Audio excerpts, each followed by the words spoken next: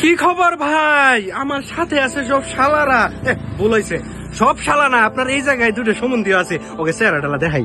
এই যে সুমন্দি না, সুমন্দি নাকি? এই যে সুমন্দি, ঠিক আছে।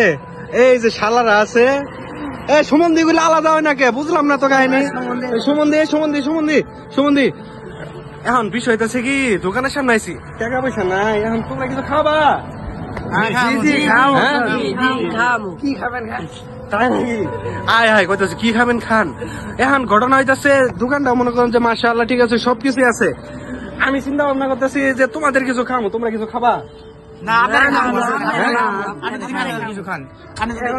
দেখছেন বিষয় হলো কি ভাই, এতগুলো শালা থাকলে মনে করেন যে দুলাভাইয়ের কোনো টেনশনই নাই।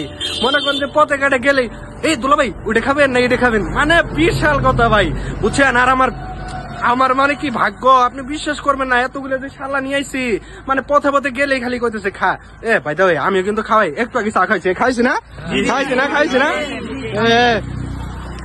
অনেক মানুষ তো মনে করেন যে খাওয়ার পরে না করে, ঠিক আছে, যে আমি আমার কিছু খাওয়াই নাই, কিন্তু আর আবার ভয় করলো, আবার ওর সামনে কি কবা যে খাওয়াই নাই?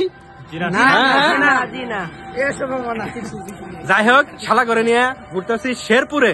তো অবশ্যই সবাই ভালো থাকবেন, সুস্থ থাকবেন, আর ভিডিওটি না শেয়ার করে ফলো করবেন। আল্লাহ হাফেজ, আল্লাহ হাফেজ।